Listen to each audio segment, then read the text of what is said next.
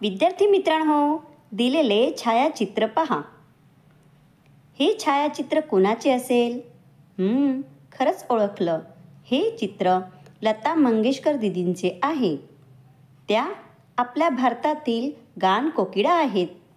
चला तर विद्यार्थी मित्रांनो, आज आपण इयत्ता 7वी विषय मराठी यातील पाठ क्रमांक 10 स्वर सम्राज्ञी या पाठाला अभ्यासणार आहोत. हा पाठ एक संकलित पाठ आहे. या पाठात भारतातील गान कोकिळा भारतरत्न लता मंगेशकर यांच्या जीवनाविषयीचा परिचय देण्यात आला आहे. त्यांनी विविध भाषेतील चित्रपटांमध्ये गाणी म्हटली. आपल्या आवाजाच्या जादूने मनाला भुरळ घालणाऱ्या महान गायिकेची सादगी, सरळता आणि निखालसतेचे दर्शन आपणास या पाठातून अचूक होईल. तर विद्यार्थी मित्रांनो, लता दीदींचा जीवनाचा प्रवासात कशी प्रगती होते त्याविषयी आपण अभ्यासू. ए मेरे वतन के लोगो हे भाव विभूर करणारे गाणे आपण सर्वांनीच ऐकले असेल. हे देशभक्त गीत ऐकून लोकांच्या डोळ्यात अश्रू आले होते. एवढी मोठी जादू लता मंगेशकर यांच्या आवाजात होती. त्यांचे हे गाणे ऐकून भारताचे तत्कालीन पंतप्रधान यांनी लता मंगेशकर यांना गान कोकिळा हे बिरुद दिले होते. आपल्या आवाजाच्या जादूने मनाला भुरळ घालणाऱ्या लता मंगेशकर यांना प्रशंसक प्रेमाने लता दीदी असे म्हणत. अशा आपल्या लता दीदी यांचा जन्म 28 सप्टेंबर 1929 रोजी मध्य प्रदेश राज्यातील इंदोर या शहरात झाला. परंतु त्या मूळ महाराष्ट्राच्या. लता दीदी यांचे मूळ नाव तर हेमा असे होते, पण दीनानाथ मंगेशकर त्यांचे भावबंद या नाटकातील लतिका या पात्रावरून त्यांचे नाव बदलून लता असे ठेवले. लता दीदींचे वडील संगीतकार होते, त्यामुळे घरात संगीतमय वातावरण होते. लोक त्यांच्याकडे संगीत शिकायला येत असत. दिवसभर नाटकाच्या गाण्याची तालीम व्हायची. लता दीदी सुद्धा संगीत ऐकायच्या. वडिलांसोबत त्यांनी कधी गाणे म्हटले नाही, परंतु त्यांची आई स्वयंपाकघरात काम करीत असत तेव्हा लता गाणी गात असत. एके दिवशी दीनानाथ यांचे शिष्य त्यांच्या गैरहजेरीत रियाज करीत होते. तेव्हा 5 वर्षाच्या लता दीदी गॅलरीत उभ्या राहून त्यांचा रियाज ऐकत होते, पण त्याने चुकीचा सूर लावला. यावर लता दीदींनी त्यांना अडवत चूक दुरुस्त केली. लता दीदींना कल्पना नव्हती की त्यांचे वडील मागे उभे राहून ऐकत आहेत. वडिलांना पाहताच चिमुकली लता ही स्वयंपाकघरात आईकडे धावत गेली. या घटनेनंतर दीनानाथ यांनी लता दीदींना संगीत शिकवण्यास सुरुवात केली. वडील दीनानाथ नाटक कंपनी चालवायचे. एके दिवशी कंपनीतील काही लोक त्यांच्याकडे आले आणि त्यांनी त्यांना सादरीकरण करण्यास सांगितले. दीनानाथांनी हे मान्य केले. 9 वर्षाच्या लता दीदींनीही त्यांच्यासोबत परफॉर्मन्स करण्याचा आग्रह धरला. सुरुवातीला वडिलांनी नकार दिला, पण खंबावती रागात गाणार असल्याने सांगितल्यावर वडिलांनी होकार दिला. त्याच दिवशी लहानग्या लताने वडिलांसोबत गाणे गायले. लता दीदींच्या सादरीकरणाला उपस्थितीने दाद दिली. त्यानंतर दीनानाथ यांनी सादरीकरण केले. ते गात असताना लता दीदी त्यांच्याच मांडीवर झोपी गेल्या.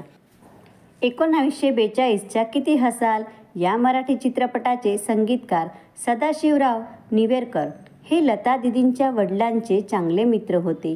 या चित्रपटासाठी त्यांना लता दीदींच्या आवाजातील गाणे हवे होते. ही बाबत त्यांनी दीनानाथ यांना सांगितल्यावर त्यांनी नकार दिला. लता दीदींनी चित्रपटसृष्टीत काम करू नये अशी त्यांची इच्छा होती. निवेरकर त्यांनी दीनानाथ यांना मैत्रीची शपथ देऊन राजी केले. लता दीदींनी त्या चित्रपटात एक गाणे गायले. एप्रिल 1942मध्ये लता दीदींच्या वडिलांचे निधन झाले. त्या निधनामुळे कुटुंबाची संपूर्ण जबाबदारी लता दीदींच्या खांद्यावर आली. त्या दरम्यान मास्टर विनायक यांनी त्यांची पहिली मंगळागौर या मराठी चित्रपटासाठी त्यांच्याशी संपर्क साधला. पैशांची गरज असल्याने दीदींनी होकार दिला आणि चित्रपटात छोटी भूमिकाही केली.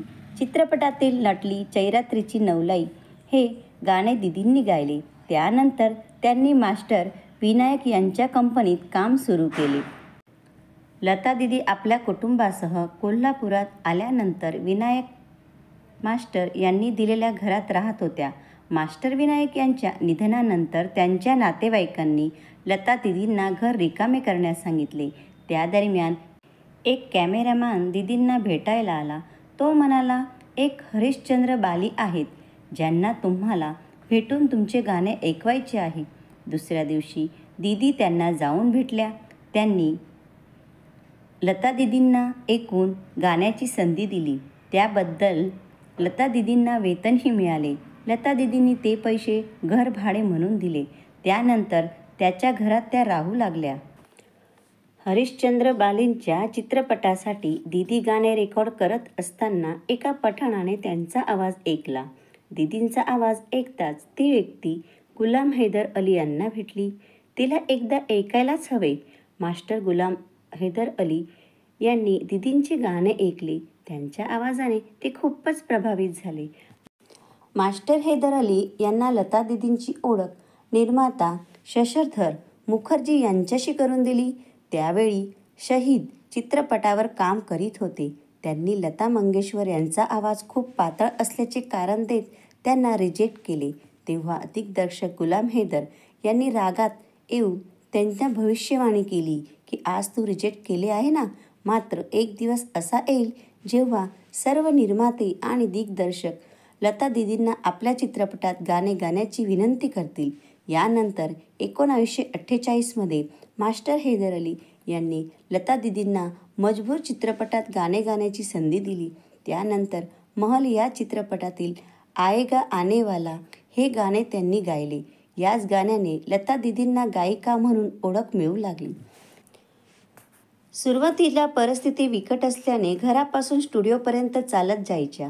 बचत केलेल्या पैशातून त्या कुटुंबासाठी भाजीपाला विकत घ्यायच्या.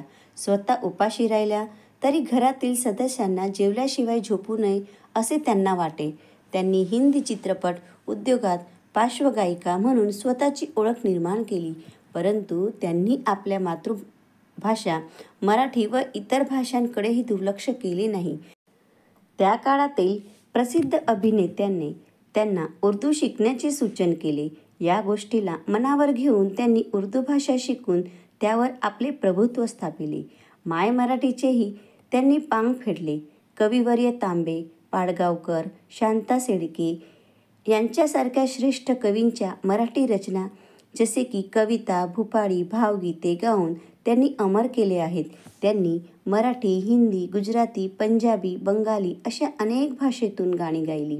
दीदींनी यश मिळवल्यानंतर त्या काळातील आर.डी. बर्मन, मोहम्मद रफी, शंकर जयकिशन, नौशाद आणि किशोर कुमार सारख्या अनेक मोठ्या संगीतकार आणि गायकांसोबत त्यांनी काम केले.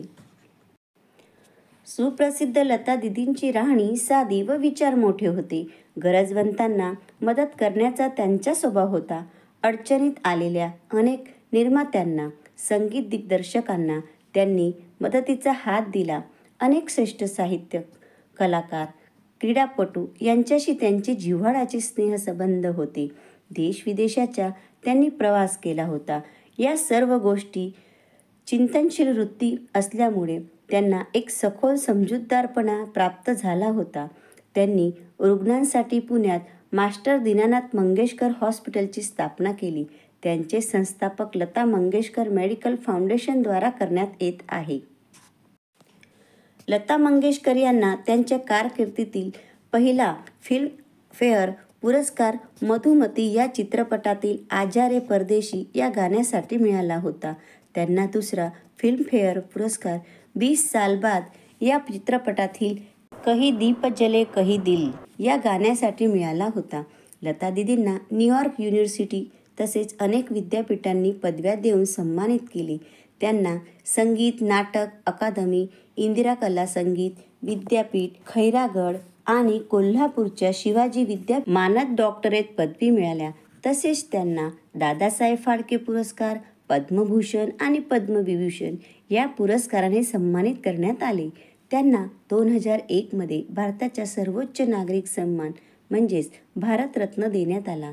एका मुलाखतीत लता दिदींना विचारण्यात आले होते, पुन्हा जन्म मिळाला तर लता मंगेशकर म्हणून तुम्हाला आवडेल का? यावर लता दिदी म्हणाल्या होत्या, मला पुनर्जन्म मिळू नये आणि मिळाला तर मला लता मंगेशकर व्हायची नाही. लहानपणापासून शेवटच्या श्वासापर्यंत त्यांनी दुःख, संघर्ष पाहिला. मात्र लता दीदी त्यांच्या आयुष्यात आलेल्या प्रत्येक अडचणींवर जिद्दीने मात त्यांनी केली व आपल्या आवाजामुळे जगात प्रसिद्ध झाल्या.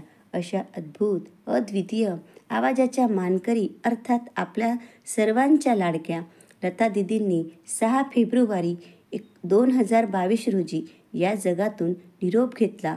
मात्र शेवटी ठेवून गेल्या त्यांनी आपल्या गायलेले गोड आवाजातली गाणी. अशा प्रकारे विद्यार्थी मित्रांनो, आपल्या आवाजाच्या जादूने मनाला भुरळ घालणाऱ्या अशा महान गायिकेची सादगी, सरळता आणि निखालसताचे दर्शन आपल्याला ह्या पाठातून दिसून आले. चला तर पाठाच्या आधारे आपण संवादाच्या प्रश्नांचा अभ्यास करू.